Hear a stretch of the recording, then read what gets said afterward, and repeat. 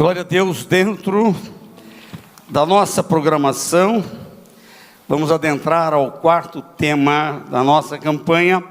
Convido todos a que abram comigo Gênesis, capítulo 45, versículos 5 a 8. Palavras que foram pronunciadas por José no Egito, depois que ele teve o reencontro com seus irmãos. Gênesis 45, 5 a 8. Agora, pois, não vos entristeçais, nem vos pese aos vossos olhos, por me haver desvendido para cá, porque para a conservação da vida Deus me enviou diante da vossa face. Porque já houve 2 anos de fome no meio da terra, e ainda restam 5 anos em que não haverá lavoura nem cega. Pelo que Deus me enviou diante da vossa face para conservar vossa sucessão na terra e para guardar-vos em vida por um grande livramento. Assim, não fostes vós que me enviastes para cá, senão Deus, que me tem posto por pai de Faraó, e por senhor de toda a sua casa, e como regente em toda a terra do Egito. Senhor, eu dependo da tua graça para falar a tua palavra. Por isso eu me coloco à tua inteira disposição, submissa à orientação do teu Espírito, na esperança de que me uses, e que fales conosco, e que esta palavra venha a ser confirmada, não apenas com aquiescência nos corações, mas por aquilo que o Senhor há de fazer como prova da tua fidelidade, em nome de Jesus. Amém. Eu li um trecho da história de José, famoso José do Egito.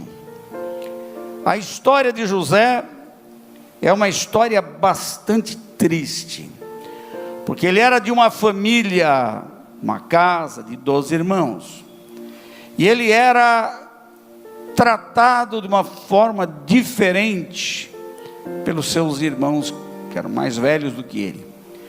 O pai amava José porque era fruto do amor da sua vida. Naquele tempo, a poligamia estava presente, e os patriarcas, assim como os grandes proprietários de terras, os reis, tinham seus haréns.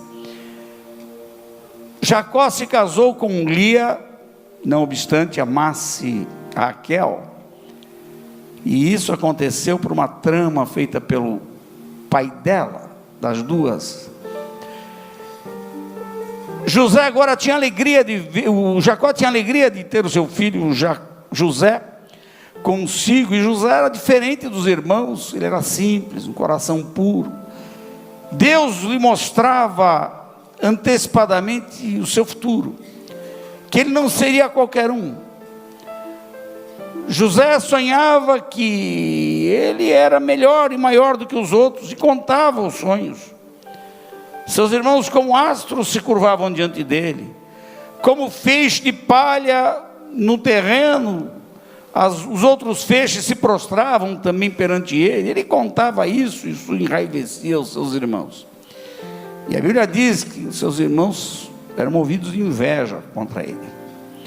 Quando a gente faz um paralelo dentro da tipologia, a tipologia é uma matéria dentro da hermenêutica que estuda os símbolos e os tipos, tudo aquilo que todo símbolo que vai se transformar numa realidade futura. E José é um tipo perfeito de Cristo, a começar do nome. José é o mesmo que Jesus. Na língua hebraica não há vogais, só há consoantes. E o nome dele, Iota, e o Samek é o mesmo para Jesus, Jeová Salvador. José foi vendido por 20 moedas de prata, Jesus por 30 moedas de prata. José era odiado pelos seus irmãos, e a Bíblia diz que Jesus também era odiado pelos seus irmãos, chegaram a chamar Jesus de louco. Então, uma série de paralelos na vida, entre a vida de José e a vida de Jesus. E os seus irmãos estavam tão aborrecidos que um dia fizeram uma trama. Eles saem para o campo para trabalhar, e José em casa com o pai diz: olha, José, eu estou me preocupando com seus irmãos, quero saber como eles estão lá no trabalho. Vá até onde eles estão, me traga a notícia, porque eles levavam dias fora no trabalho.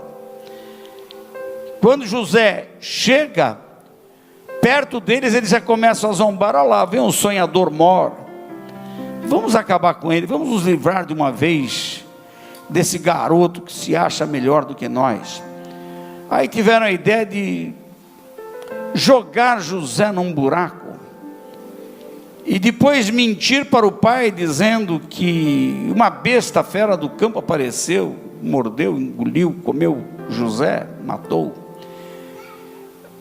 E depois eles viram os mercadores chegando, era melhor a gente vender José. Mas quando voltaram ao túmulo, alguém já tinha feito isso. Ali dá um destaque para dois grupos de midianitas e um grupo primeiro de amalequitas, dois povos terríveis. José acaba sendo vendido como escravo para a terra do Egito, para sustentar a mentira. Eles pegaram a túnica de José, que havia ficado com eles, mataram um animal, jogaram sangue na túnica e disseram para Jacó: olha, infelizmente José veio ao nosso encontro, mas nós encontramos as vestes dele, ele foi morto por uma fera. E aquilo plantou uma tristeza, um luto interminável na vida de Jacó. Ele chorou por muitos anos a morte do seu filho José. Foi triste, mas seus irmãos eram maus, seus irmãos eram terríveis. Na terra do Egito, José é tratado como escravo, mas devido à sua integridade moral, seu trabalho, sua seriedade, ele é promovido, ganha confiança do ministro da fazenda do Egito, vai trabalhar na casa dele. Um dia Potifar, esse ministro, viaja e diz para José: olha, você cuida da minha casa enquanto eu estou fora. A mulher de Potifar se encanta com o rapaz, diz a Bíblia que ele era formoso à vista, e ela começa a se insinuar para ele, mas ele, primeiro porque teme a Deus, segundo porque conhece seus limites, terceiro porque ele sabe honrar a casa do seu patrão, do seu senhor. Ele não atende aos anseios daquela mulher, e ela então o calunia, dizendo que ele a atacou. Com isso ele é preso, fica 2 anos na prisão. Um dia, 2 colegas de cela contam um sonho, um padeiro e um copeiro. Cada um teve um sonho, e ele interpreta o sonho de ambos, e diz para o padeiro: você vai ter um fim triste, teu sonho diz que você vai morrer. Mas diz para o copeiro do rei: você vai sair dessa prisão, sua sorte vai mudar, quando você estiver lá, não se esqueça de mim. E aconteceu exatamente conforme prognosticado por José, ao interpretar o sonho de cada um. Um dia o copeiro está servindo o rei, e ouve o rei incomodado, dizendo: eu tive um sonho, eu sonhei que via vacas que pastavam, se alimentavam em abundância, elas eram fortes. Depois disso eu via também outras vacas que vinham subindo no rio, elas devoravam aquelas vacas gordas, elas eram magras. O que será que esse sonho quer dizer? Quando ele pergunta o que será que esse sonho significa, o copeiro se lembra que José havia interpretado seu sonho, que aconteceu conforme ele disse. Ele se lembra também de que José lhe fizeram um pedido: quando você estiver na presença do rei, não se esqueça de mim. Então José deu um toque, apostou umas fichas no futuro, mas chegou o momento certo, porque tudo tem a hora de Deus para acontecer. E na hora de Deus ele lembrou, disse: olha, rei, tem uma pessoa que está presa, estávamos juntos na mesma cela, ele interpretou o sonho que eu e o padeiro tivemos, e aconteceu exatamente como ele disse, o senhor pode chamá-lo. O rei manda chamar José. José chega diante do rei e interpreta o sonho, dizendo: olha, as vacas gordas significa, de acordo com o tempo do teu sonho, 7 anos de fartura na terra do Egito. depois de mais 7 no mundo, depois de mais 7 anos de fome. O que fazer? É hora de o Senhor se prover de um homem capaz de administrar a lavoura, as colheitas do Egito, se abastecer, fazer grandes celeiros, para que quando vierem os anos de fome, não falte comida no Egito, e ainda o Egito possa vender comida para fora, porque essa fome vai assolar o mundo. Quem seria esse homem? O que o senhor acha? Tem que ser um homem capaz. Que tal alguém que revelou o seu sonho, né? Ele agora se oferece e o rei diz: é você mesmo, você vai governar, administrar a nossa terra. Durante 7 anos houve muita colheita. José armazena e faz grandes celeiros. O Egito se torna rico em comida, até que cheguem os outros 7 anos de fome. E nesse tempo, os países vizinhos, aqueles que tinham recursos, começaram a comprar comida no Egito. Dentre esses visitantes estrangeiros, chegam os irmãos de José, e ele os identifica, mas não se revela, não se apresenta. Haviam se passado vários anos, até que um dia, ele cria uma situação embaraçosa, para que eles pensem que algo foi roubado de lá. Assusta os seus irmãos, segura um como refém, e esse era o filho mais novo, que agora era o queridinho do papai, porque esse substituía José na sua morte. Seus irmãos se apavoram. José começou a tratá-los com certa dureza, mas ele os amava. Ele ia chorar escondido, porque não podia ainda se revelar. Até que chega o momento dele abrir o coração, conforme o texto que eu li. Vamos rever? 45:5 de Gênesis. Vamos ler o 4. E disse José a seus irmãos: peço-vos, chegai-vos a mim. E chegaram-se. Então disse ele: eu sou José, vosso irmão, a quem vendestes para o Egito. Agora, pois, não vos entristeçais, nem vos pese aos vossos olhos por me haverdes vendido para cá, porque para a conservação da vida Deus me enviou diante da vossa face. Pronto. Deus tinha um plano com aquela família, a começar do patriarca Abraão. Deus chamou Abraão para fazer dele uma grande nação, e isso aconteceu. A nação israelita sai da semente de Abraão, e assim de Abraão vêm os seus filhos. Isaac, o continuador do patriarcado. Depois de Isaac vem Jacó. Depois de Jacó, os filhos, os 12 filhos, dos quais José é um. E assim a família começa a crescer, até que durante os 430 anos em que vão permanecer na terra do Egito, se constitui numa verdadeira nação. Eram 550 mil homens de guerra quando saíram de lá rumo à terra prometida, fora outros homens que não eram de guerra, mulheres e crianças. Calcula-se por aí umas 2 milhões de pessoas. Assim nasceu a nação de Israel. Agora José se revela aos seus irmãos e deixa claro que a provisão de Deus estava em tudo aquilo que aconteceu com ele. Primeira coisa, a provisão vem de onde não se imagina. Os irmãos de José não tinham ideia de que a garantia do futuro deles e de toda a família vinha daquele irmão a quem eles haviam desprezado, maltratado. Zombaram de José, tramaram a morte de José, por fim se livraram de José com uma venda e levaram uma mentira para o pai. Não se preocuparam com a dor de luto que o velho Jacó sofreu ao longo de toda a sua vida.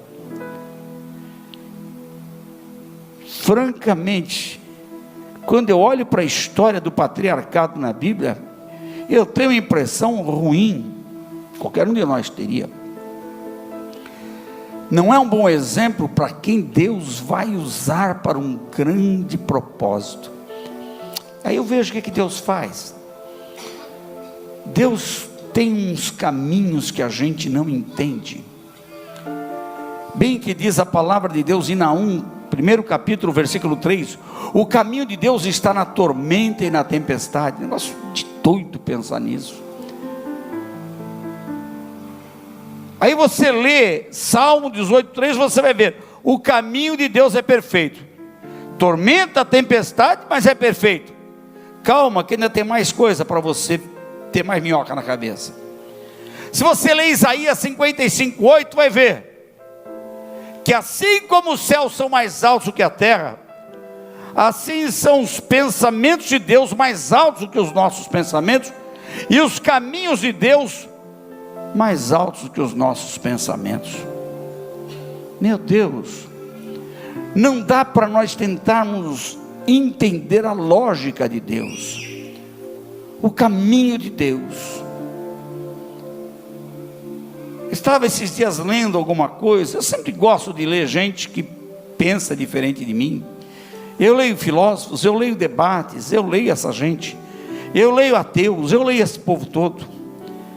Estava vendo uma declaração do filósofo Luiz Felipe Pondé, em que ele, embora se declarando ateu, ele diz assim: mas eu gostaria de acreditar em Deus, que eu acho que a vida dos crentes é tão bonita, é tão interessante. Já a segunda dele que eu ouço esses dias, foi um vídeo em que ele fala bem da transformação dos crentes pelo Evangelho. Aí depois a jornalista falou: o senhor não está cedendo, deixando o ateísmo para começar a acreditar em Deus? Não. Aí ele se desculpou: não quer dizer que eu esteja acreditando em Deus. E por que você não acredita em Deus? Não, porque para mim é mais fácil.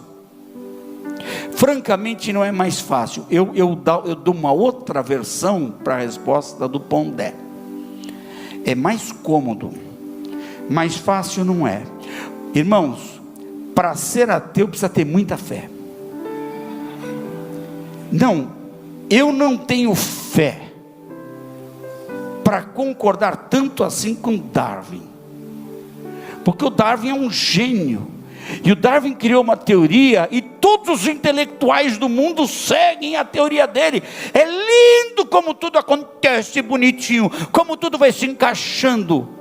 Na vida, com tanto laboratório, não se consegue consertar um rim, não se consegue consertar uma célula, mas na teoria da evolução, doutores, o Darwin consegue fazer a perninha aparecer, consegue fazer o DNA se ajeitar e ter número certinho da pentose,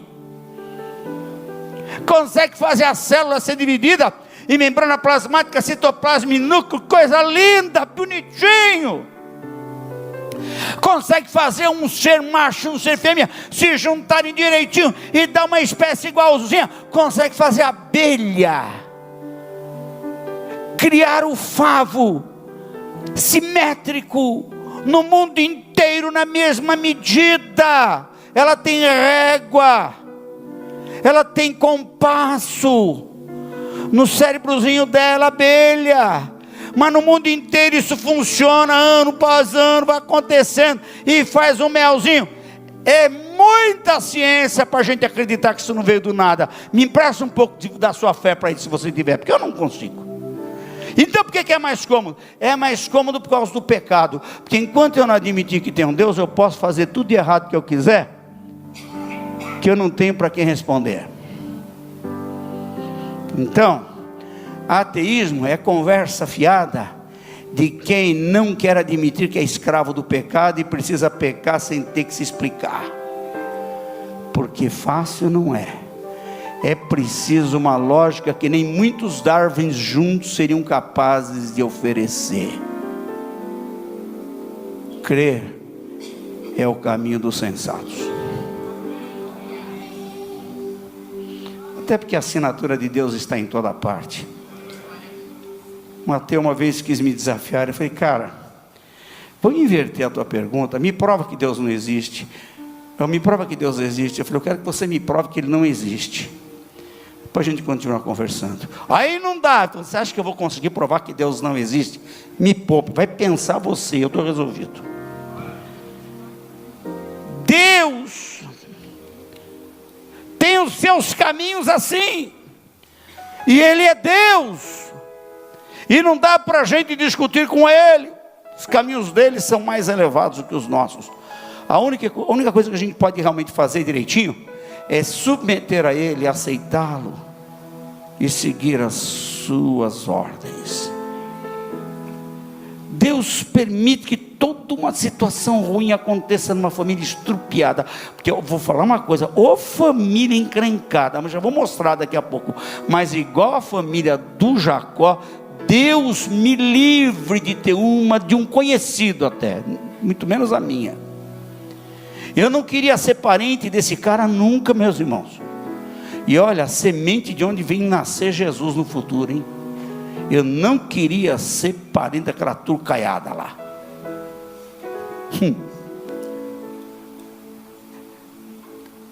De onde menos esperam,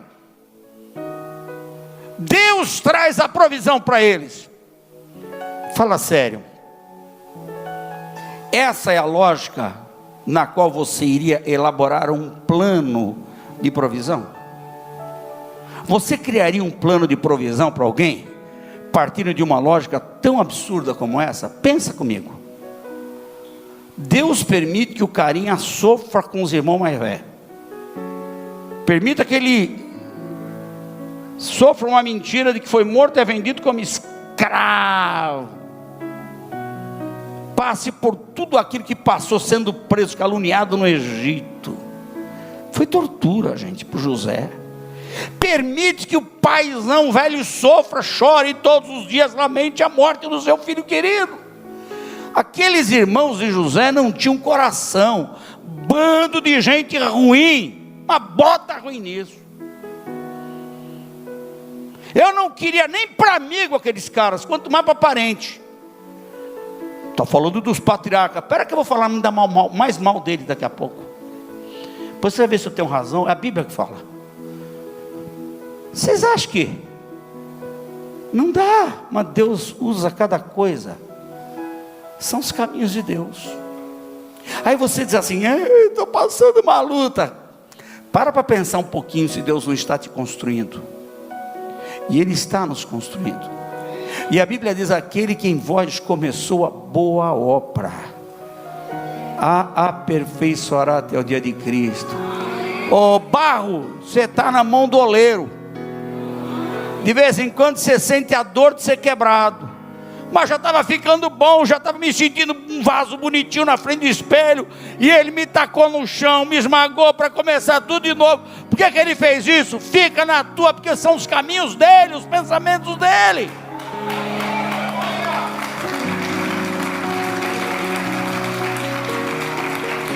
Quando você chegar lá em cima, você pergunta tudo para ele. Aí ele vai olhar para a tua cara e falar, ele só vai te perguntar, onde você está? Estou no céu, então esqueça o resto, fica na tua. Foi assim que você veio parar aqui. Pronto, fácil para Deus responder, né? Estou me antecipando. Mas veja, nós estamos sendo construídos, mas os caminhos pelos quais passamos são difíceis. Tormentas, tempestades, sonhos que não se realizam. Às vezes a gente está perto da realização de um sonho, acontece uma desgraça, aí tudo para água abaixo. Gente que estava trabalhando, pagando uma casa boa, de repente perde o emprego, aí perde a casa porque não tem como continuar pagando a prestação da casa. Gente que tinha um bom plano familiar, agora tem que parar tudo, tem que ser dependente aí do SUS, tem que depender do governo. Às vezes pegar uma fila aí de 2 anos para fazer um exame, não dá tempo, morre antes. Meu Deus, mas faz parte do caminho de Deus, faz. E se a pessoa morrer, faz parte, faz também, chega antes.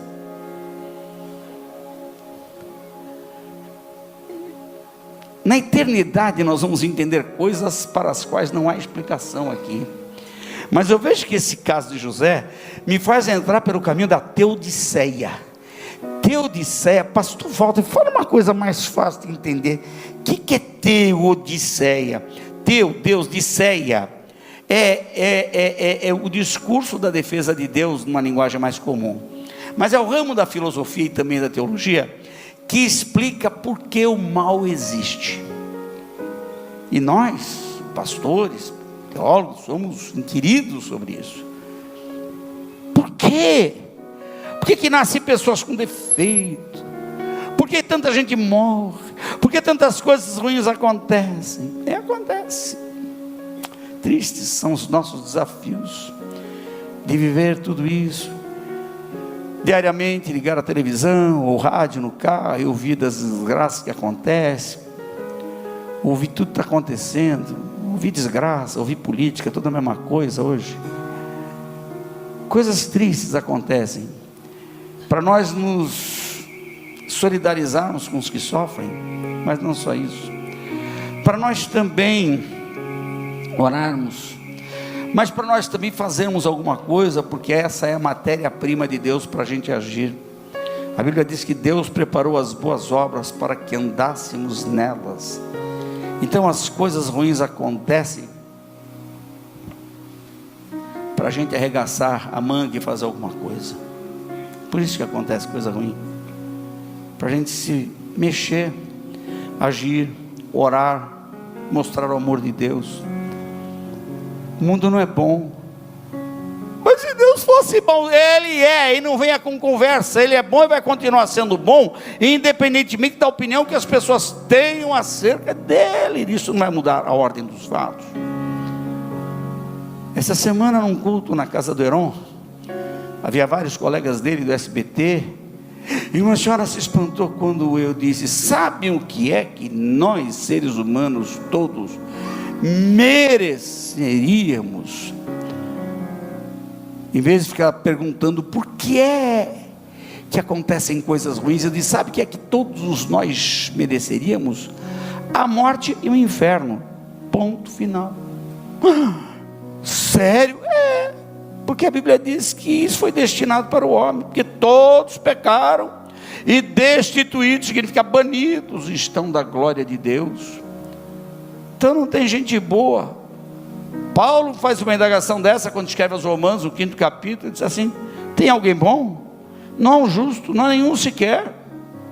Não tem justo. Irmãos, nós somos pó e nós temos uma propensão ao pecado muito forte, gritando dentro de nós, todos temos. Nós só não seguimos esse caminho porque tem uma provisão de Deus dentro de nós, o Espírito Santo nos segura. E a Bíblia diz em 1 Coríntios 10:13: não virá sobre vós tentação senão humana, mas fiel é Deus que não vos deixará tentar acima do que podeis, juntamente com a tentação virá também o escape, para que possais suportar. Então pare para pensar que você é garantido, porque é um Deus providente.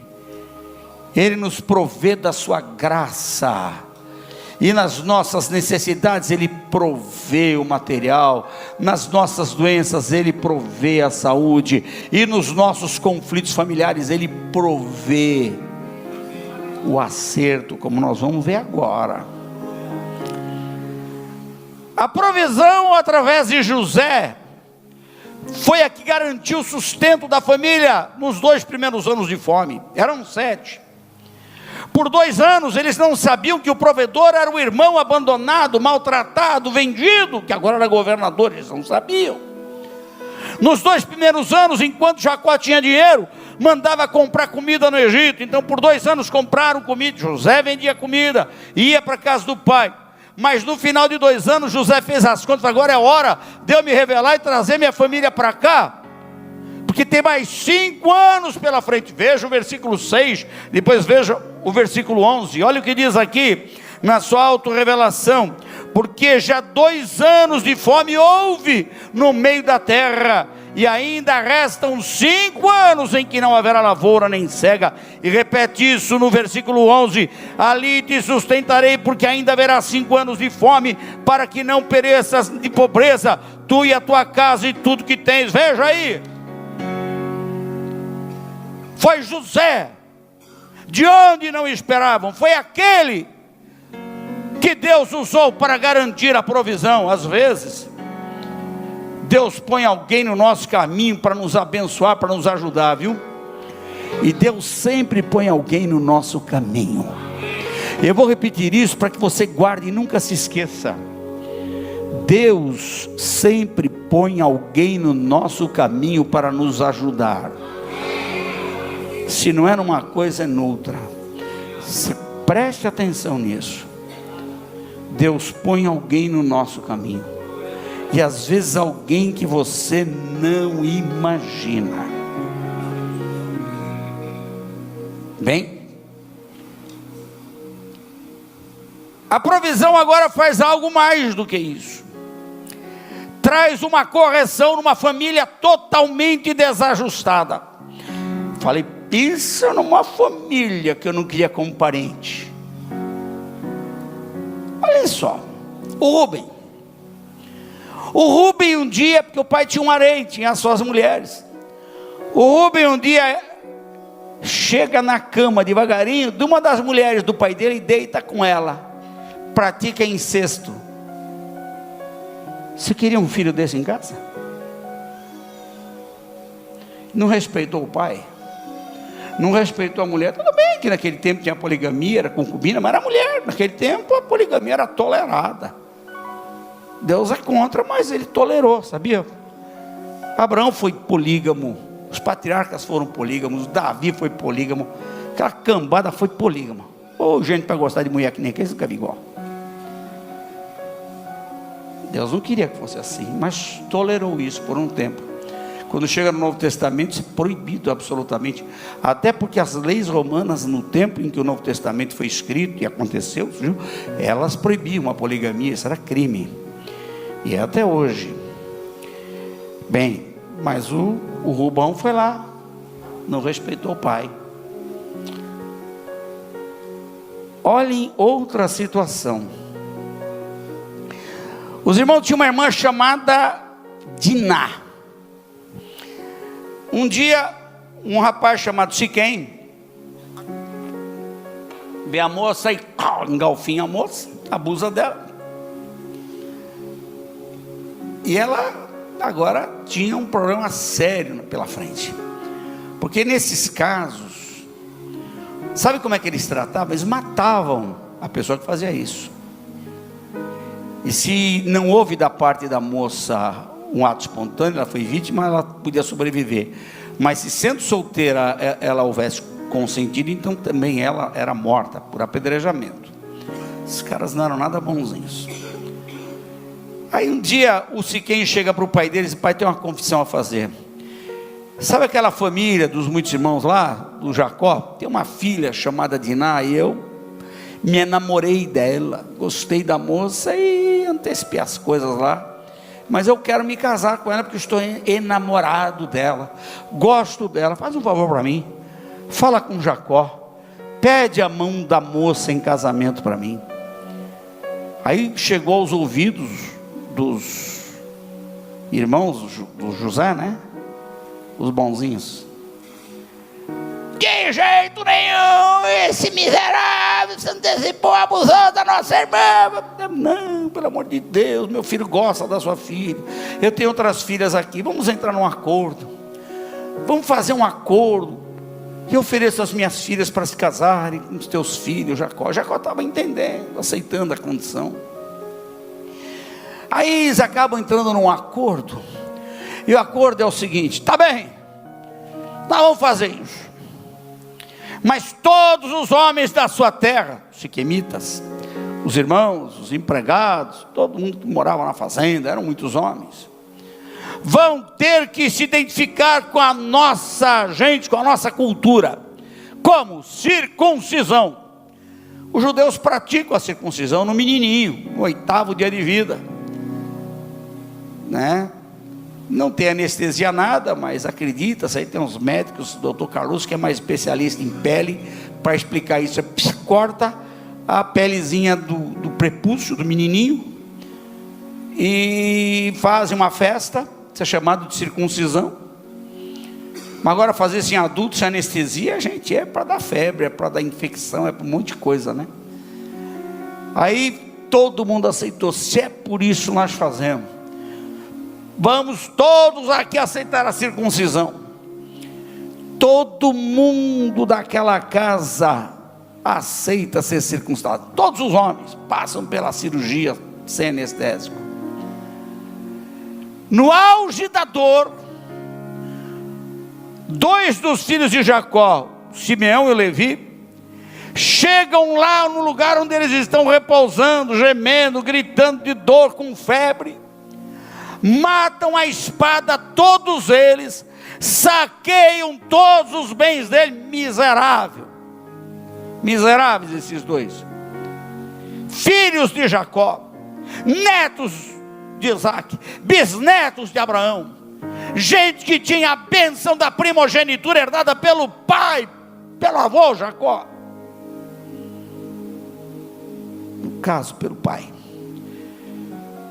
Jacó ficou muito aborrecido, falou: em vez de vocês me ajudarem, vocês desgraçam a minha vida.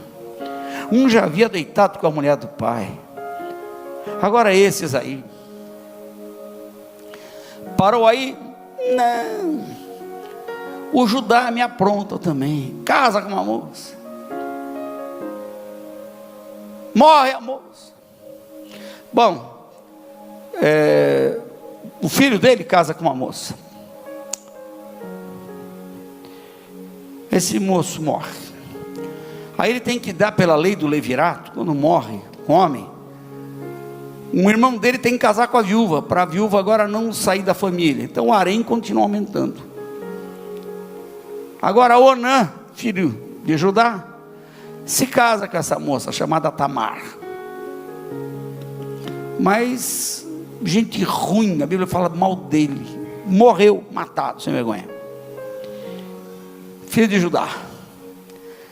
Aí ela chegou para o sogro e disse assim: bom, você não tem mais filho para me oferecer? Tem um novinho aí, tem que esperar ele ficar adulto. Então eu espero o teu filho ficar adulto, vou casar com o teu terceiro filho, né? Quando ele ficar adulto, você me dá ele para casar.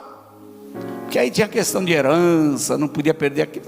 O casamento fazia parte, era assim que funcionava. Às vezes era uma veiona casada com um rapaz novo, tinha que para cumprir a lei do levirato. Mas o tempo foi passando, e o filho de Judá não foi oferecido para Tamar. Ela disse: eu vou me vingar do meu sogro. Ela se fingiu de prostituta, deitou-se com ele. Na hora dela fazer lá o preço, eu não tenho dinheiro aqui. Eu falei: então eu vou trazer o que você está me pedindo aí, cabrito, tanta coisa. Sempre que pagamento era assim naquele tempo, né? Eu quero alguma coisa tua, me dá aí, dá o teu bordão, como um sinal de que você vai voltar para me pagar. Deixou. Depois de algum tempo, lá vai o Judá para pagar a tal da prostituta. Não era prostituta coisa nenhuma, era uma nora querendo se vingar do sogro, mentiroso.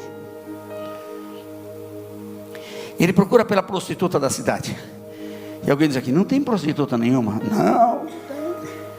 Até que chega ao conhecimento dela que o Judá está procurando uma mulher para pagar uma conta aí, coisa feia que ele fez.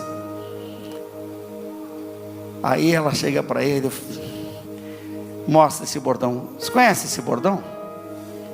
É o meu. Então: a mulher sou eu, tira o véu. Eu sou sua nora, seu mentiroso. Eu me deitei. Você é mais justa do que eu. Mas o que ele fez? Mentiu para a nora, deitou-se com ela. Você queria ser parte de uma família dessa? Você queria ter algum parente assim? Você queria ser parente de um dos filhos de Jacó? Mas um pior que o outro, irmãos.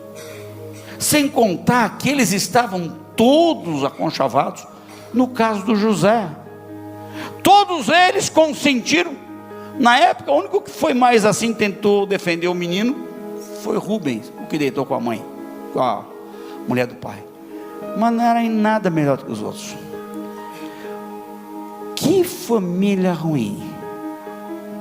Antes de eu falar do concerto, deixa eu falar das famílias de hoje. Que tipo de família nós vivemos hoje na nossa sociedade?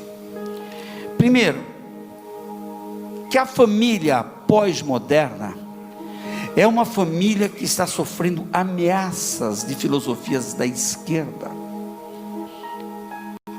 O comunismo mudou a tática do ataque para desfazer o poder do capital. Antes ele atacava a pirâmide, agora ele entendeu que tudo aquilo que ele enxergava na pirâmide da construção social se encontra na base do capitalismo. E lá se encontram os valores da religião, da moral, da ética, da estética, da família, os valores que formam uma sociedade. Então o comunismo que faz hoje os socialistas, eles estão pipocando em toda parte, muito fortes aqui no Brasil. Eles estão chamando de classes minoritárias, mas a forma de entrar com o discurso deles é esse. São as minorias, mas com as minorias eles estão alterando os valores da família, os valores éticos, os valores religiosos, os valores espirituais, todos os valores estão tentando acabar com a família, conforme Deus a instituiu. E muita gente acha que isso é um discurso superficial, que isso não tem nada a ver. Não tem nada. Vocês acham mesmo que não tem nada a ver? Tem que ser muito ingênuo, muito simplista, para não fazer a leitura real do que está acontecendo no planeta em que nós vivemos. É hora de gritar: Maranata, igreja. Ora vem, Senhor Jesus. Não há respeito nas famílias. No meu tempo de criança, se uma criança ousasse levantar a voz com o mais velho, não tinha lei que proíbe dar uns tabefes na criança. E olha, não era aqui, era na cara mesmo. Ninguém tirava farinha com os mais velhos. Sala de aula, a gente levantava para o professor entrar. Agora o professor apanha de aluno em sala de aula.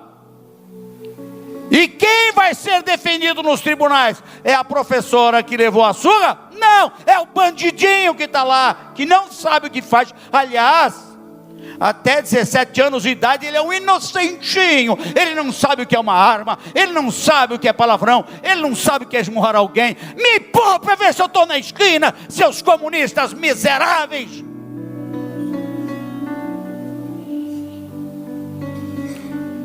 Esse desrespeito à família, a imoralidade sexual, as novelas. O que é que está acontecendo com a nossa sociedade? Se isso acontecer lá fora, vá lá. Ainda assim, a gente não tem que ficar só do lado de cá, vendo pela janela. E aliás, pelo contrário, tem gente que está do lado de cá, não apenas vendo pela janela, mas está participando dos mesmos erros, consentindo com eles, apoiando e defendendo. Conheça o teu lugar, meu irmão em Cristo. Se você é crente em Jesus, não seja um cristão Maria vai com as outras, seja um cristão da palavra, seja bíblico, entenda o caminho que você aceitou para caminhar. Seja crente de verdade, não negocie convicções espirituais, não negocie sua fé. Há caminhos, diz a Bíblia, que para o homem parecem caminhos corretos, direitos, mas o final deles são caminhos de morte. Esse caminho é um caminho de tormenta e tempestade. Esse caminho, no entanto, é um caminho perfeito. Esse caminho é um caminho que não dá para explicar, porque está na cabeça de Deus. Mas Isaías diz: este é o caminho, andai nele. Este é o caminho, andai nele. Você vai ver onde esse caminho vai te levar. Aí o José se apresenta. José se apresenta e diz: sabe o que aconteceu tudo aquilo comigo? Para garantir o futuro de vocês. Eu paguei o preço. Não foi o que aconteceu com Jesus? Olha o que Jesus padeceu. Quanto Jesus sofreu? Jesus, por que o Senhor sofreu tudo isso? Para garantir salvação para vocês. Mais um paralelo aí na tipologia entre José e Jesus. Olha o que José sofreu, olha o que Jesus sofreu. Que maravilha. Agora você vai ver o caminho de Deus, irmãos. É uma coisa extraordinária que Deus faz. Família desajustada, mas José é o homem que Deus usa para trazer perdão. Por que aconteceu naquele instante em que ele se revelou? Os irmãos se reconciliam com ele, os irmãos choram. É hora de pôr os pingos nos is. O arrependimento veio. Uma pessoa pode errar quanto for, mas quando o Senhor dá oportunidade de perdão, é porque Ele está a fim de perdoar mesmo. Ele está a fim de consertar mesmo. E o Senhor preparou aqueles 12 ao todo, incluindo José, para se tornarem uma grande, abençoada e santa nação de Israel. Você diz: mas daquela gente saiu uma nação santa? Sim, uma nação santa, porque houve reconciliação, houve perdão e houve mudança. Por uma pessoa veio a santificação. Há um texto no Novo Testamento que me intriga, mas eu analisei bem. Eu escrevi uma vez um artigo, foi publicado numa revista. Anos mais tarde, eu encontro o meu artigo dentro de um livro. O autor usou o meu artigo para escrever um livro. Eu procurei esse autor para conversar com ele, mas essa altura ele já tinha falecido. Mas ele escreveu um livro muito interessante sobre crianças. Eu incluí esse artigo depois num dos capítulos da minha obra, na minha teologia sistemática, no capítulo da soteriologia, intitulado, o título é forte, Crianças no Inferno, mas era para provocar mesmo a atenção que eu dei esse título. E ele trabalha paralelamente ao meu capítulo em 1 Coríntios 7. Vamos até lá, eu já estou terminando. 1 Coríntios 7. Paulo fala do negócio aqui que pode parecer estranho na primeira leitura que se faz, mas ele diz o que acontece quando uma mulher e um marido descrente, um casal descrente, a mulher se converte. No versículos 12 a 14 diz assim: mas aos outros, vai abrir exceção na sua fala, digo eu, não o Senhor. Se algum irmão tem mulher descrente e ela consente em habitar com ele, não a deixe. Então aqui agora é um casamento misto, mas não provocado. Ele aconteceu. No meio do caminho, um dos dois se converte. Crente não pode casar com descrente, mas se os dois são descrentes e um se converte, a vida vai continuar assim até que o outro se converta, se é que vai se converter, porque Paulo pergunta: como sabes tu, mulher, se salvarás teu marido? Ou marido, como sabes tu, se salvarás tua mulher? Aí é uma indagação, e nem todos os casos resultam em conversão do outro. Mas ele continua fazendo a sua pergunta aqui, no versículo seguinte: se porém se apartar, que fique sem casar, ou que se reconcilie com o marido, e que o marido não deixe a mulher. Mas aos outros digo eu, não o Senhor. Perdão, já tinha começado por aqui. Se algum tem marido descrente, versículo 13: e se alguma mulher tem marido descrente, e ele consente em habitar com ela, não o deixe. O marido é descrente, ela é crente, ele deixa você ficar com ele, continua, então não deixe. Porque o marido descrente é santificado pela mulher. Explica isso. O marido descrente é santificado pela mulher. A mulher é crente, o marido é um ímpio, às vezes terrível. Como é isso? Há uma bênção da parte dela que é paz que passa para ele. E ele explica a razão disso. Não é que o cara vira salvo só porque deita com ela. É que eles vão ter relações e pode nascer uma criança aí. Aí Paulo vai concluir o pensamento dizendo: de outra sorte, vossos filhos serão imundos. O que é isso? Quer dizer que filho de ímpio com ímpio dá imundo? Filho de crente com ímpio, por causa do crente, o filho não é imundo? Ele está fazendo uma colocação com respeito ao mundo pagão. O paganismo era assim. Essa criança vai ter uma orientação diferente de outra criança que não tem a mesma orientação espiritual religiosa dentro de casa. Então, a bênção de uma recondução de vida, para que em vez de seguir o caminho pagão, que é um caminho de imundície, vai seguir um caminho cristão, que é um caminho de pureza. É nesse sentido. Mas a ênfase está no fato de que o crente sempre é um portador de bênção para o não crente. Você não tem ideia. Seja um crente de testemunho, trabalhe na sua empresa, quando você não é o dono, você não é o chefe, ainda que seja a empresa não é sua. Paulo recomenda os crentes trabalharem para o descrente, o crente trabalhar para o descrente, como se o descrente fosse o próprio Senhor Jesus. Mas o sujeito, além de tudo, é um ateu, miserável, fala mal de crente. Finja que ele é Jesus. Trabalhe para ele como se ele fosse Jesus.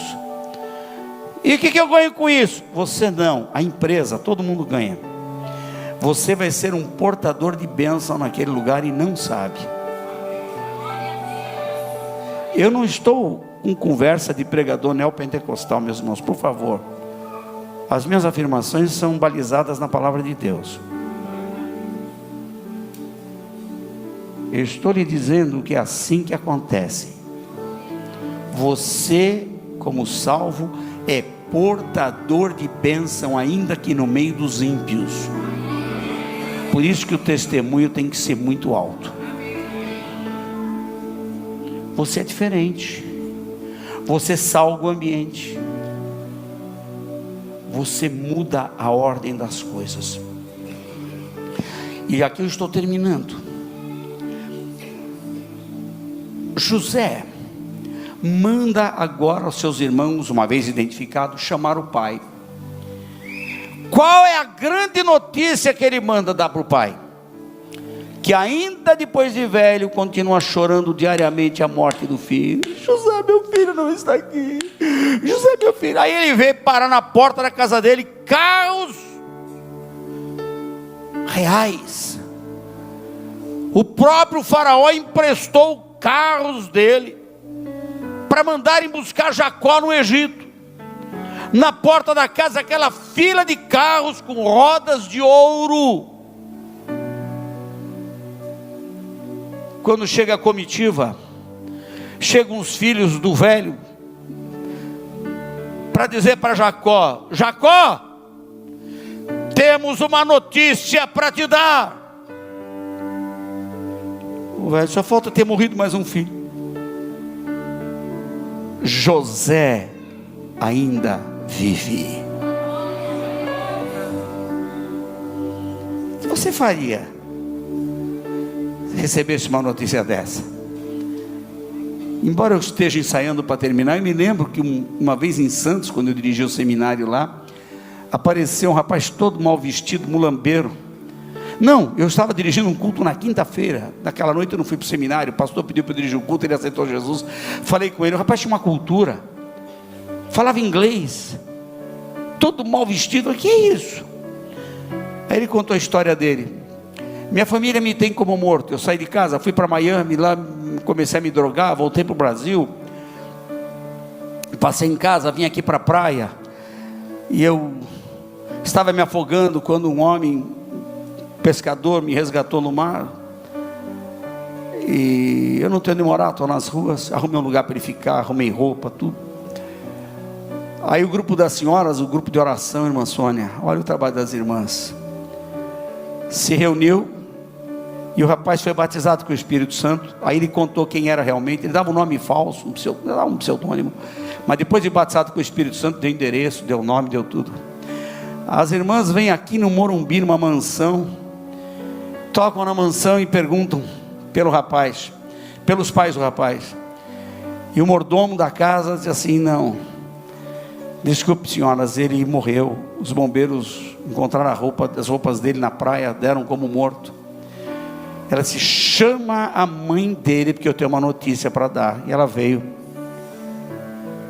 E a notícia era: o teu filho, Paulo Sérgio, está vivo. O que você se sentiria? Essa foi a notícia que chegou para o pai. O luto começou a ser corrigido, todos os erros que eles fizeram, porque o Deus da provisão cuidou disso tudo. Como anda o seu lar? Pastor, só Deus na causa. Tem lares que são bons, maravilhosos, mas tem lar que você olha para um, para outro. Ah, pastor, eu sou crente, mas eu tenho um irmão preso. Ah, pastor, eu sou crente, mas eu tenho um filho nas drogas. Ah, pastor, eu sou crente, mas meu marido bebe e me bate. Ah, pastor, eu sou crente, mas minha mulher não quer saber do evangelho. Ah, pastor, eu sou crente e minha sogra mora em casa.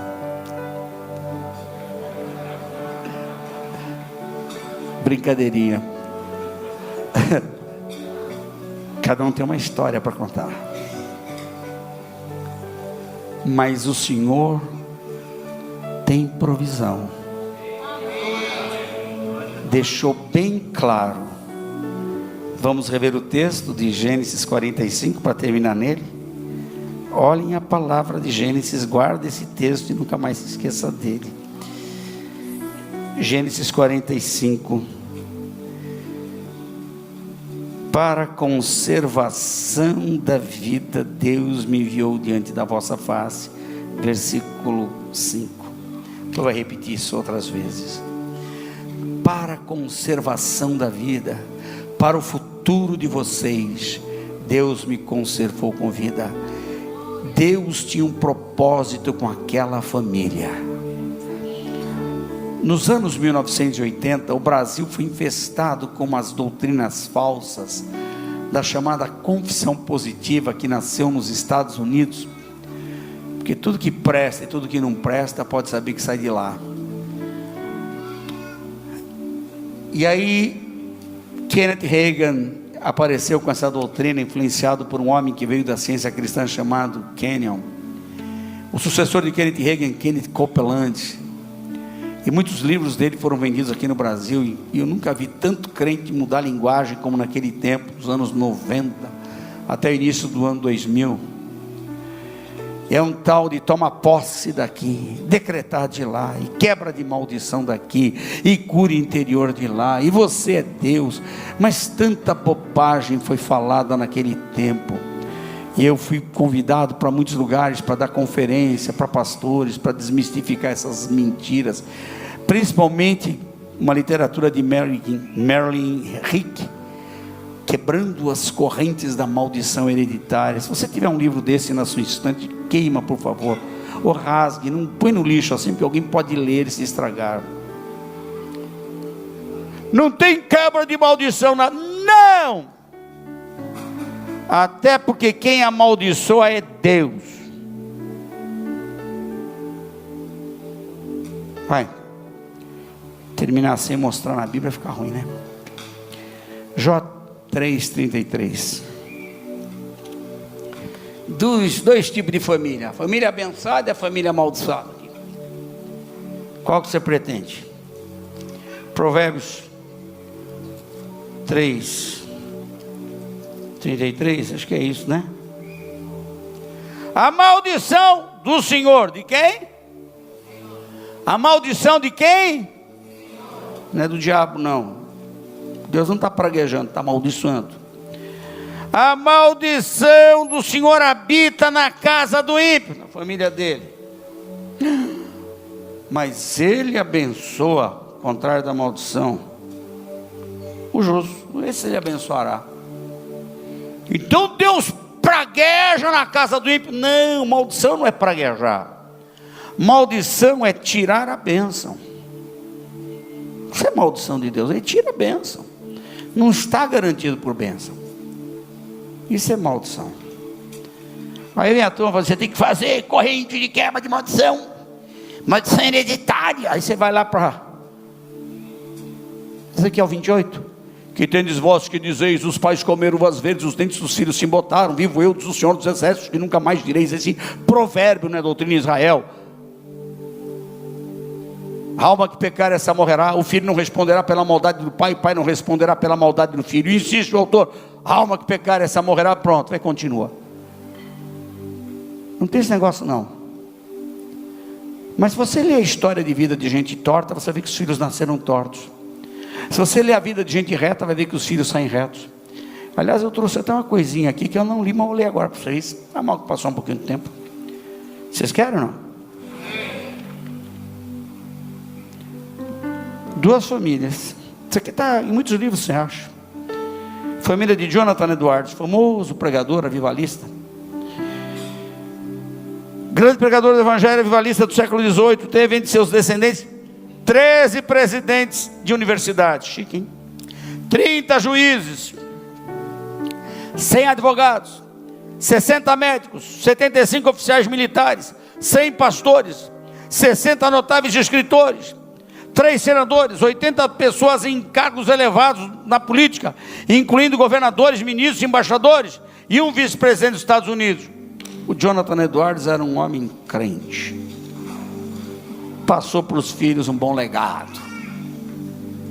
Quer pegar um camarada que viveu na época dele? Tal de Jux. Aliás, a palavra Jux no inglês quer dizer fardo, né?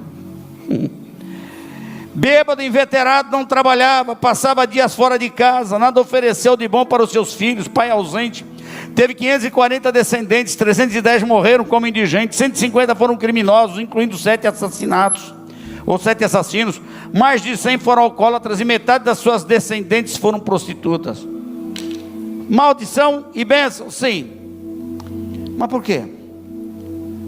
Porque a palavra de Deus não tinha lugar na casa do segundo, tinha na casa do primeiro. Eu não trouxe aqui a lista dos Kennedy, mas eu fui ler a história do velho Kennedy, do Joseph Kennedy, o pai do presidente falecido. Bonzinho, homem bilhardário. Que ele fazia para ter as coisas. Você pega, vai no Google, você vê a história da família Kennedy. Quantos morreram de forma trágica, quantas coisas ruins, suicídios, cada coisa ruim naquela família. Gente ímpia. A bênção do Senhor falta naquela casa. Quando a bênção do Senhor chega, a ordem é outra. Mas a Mary Rick ensinou a fazer quebra de maldição. Vou fazer aqui uma sessão de quebra de maldição. Você vai trazer a lista dos pecados dos seus ancestrais. Você vai pedir perdão para cada um. Não tem esse papo, irmãos. Outra coisa que eu vou deixar claro, e deixo em um dos meus artigos, é que o pecado não pega carona no DNA, não. Sabe o que acontece? O filho que vê um pai que é homem íntegro, uma mãe íntegra e que oram a Deus, ele aprende a fazer igual. Um filho que vê o pai batendo na mãe, ele vai fazer igual. Um filho que vê o pai indo para a igreja, levando a família com ele, vai fazer igual. Um filho que vê o pai se prostituindo e uma mãe no telefone com outros homens, aí tem coisa ruim. Sabe como foi que José cancelou toda essa... Não tinha maldição na família, tinha irmãos tortos. A bênção tinha sido dada lá atrás para Abraão, depois foi dada, repetida para o Isaac, depois para Jacó, o pai. Que Abraão mentiu, Isaac mentiu, Jacó mentiu, os irmãos de José mentiram. Como foi que José mudou essa ordem, essa cadeia de pecados na família? Não foi com oração e quebra de maldição, foi com integridade de caráter. Foi com integridade de caráter que ele mudou a ordem da família. O resultado, nasce a grande e abençoada nação de Israel. Deus tem providência com pessoas com quem Ele tem aliança. Você acha que Deus tem propósito com a sua vida?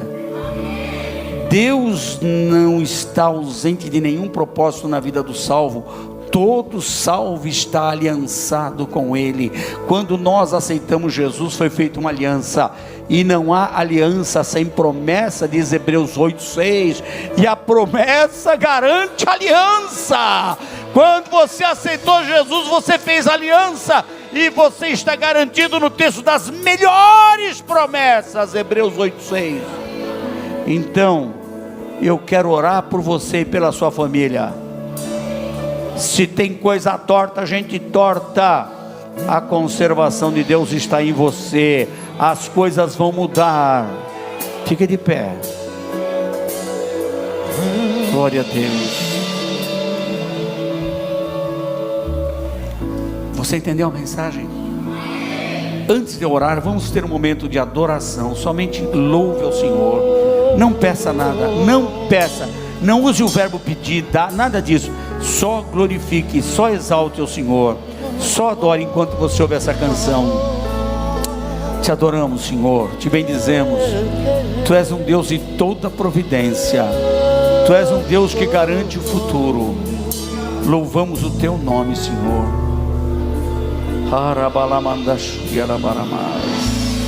Pai querido, viemos suplicar. Receba a nossa adoração, pouca Senhor. Voz é o que nos resta para falar. Receba a nossa gratidão. Os gemidos pela tua palavra, gritos de clamor. Glória a ti, Senhor. Implorando por ajuda. Em oração clamamos por cura. Em comunhão erguemos nossas vozes. Em esperança plantamos a semente e a vemos brotar. Ouça-nos clamar pela cura, pela vida, pela força, por nossa família, pela paz, pela união, por nossa nação.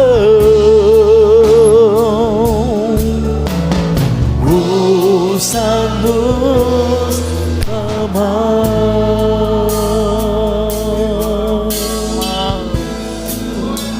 Glória ao teu nome, Senhor. Em oração seja o teu nome, Jesus. Clamamos por cura. Em comunhão erguemos nossas vozes. Em esperança plantamos a semente e a vemos brotar. Ouça-nos clamar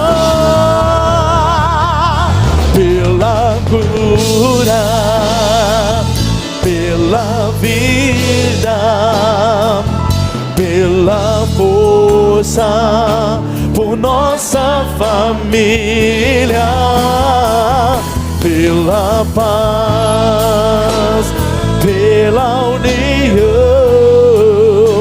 por nossa nação.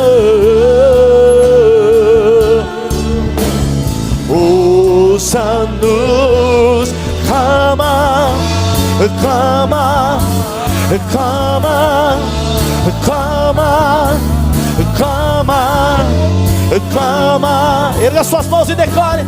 Oh, clamar, clamar, clamar, clamar, clamar, clamar, clama, clama pela cura, pela vida, pela força, por nossa família, pela paz, pela união, por nossa nação. Ouça-nos clamar pela cura, pela vida, pela força, por nossa família, pela paz, pela união, por nossa nação. Ouça-nos clamar.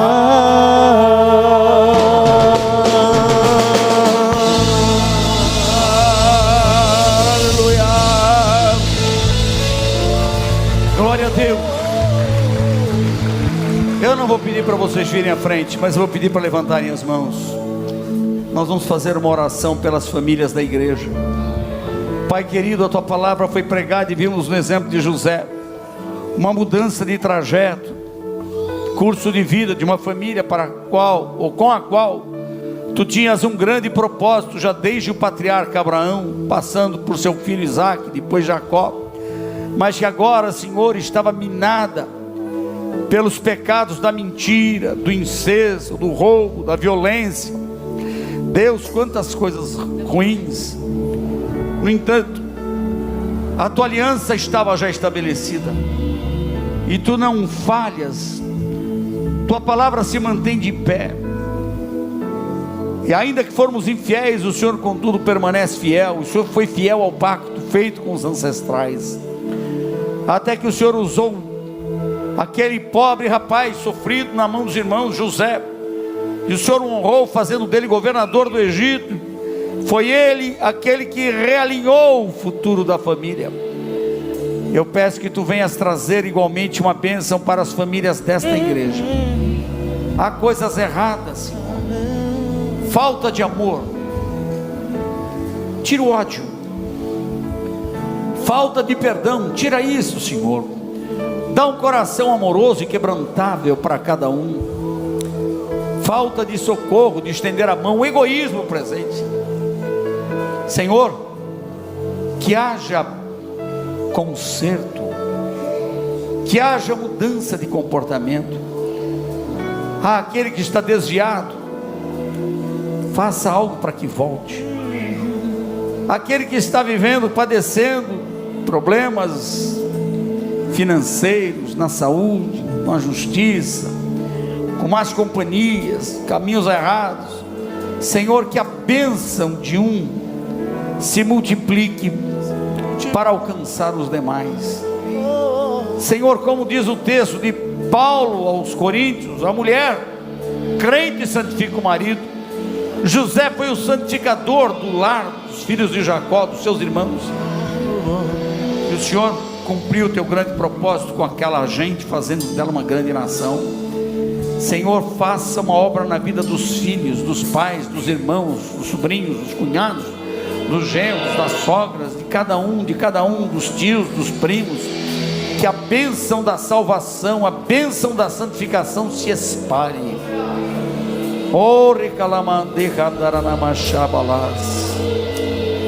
Transforma lares, traga a tua bênção, no nome de Jesus, amém.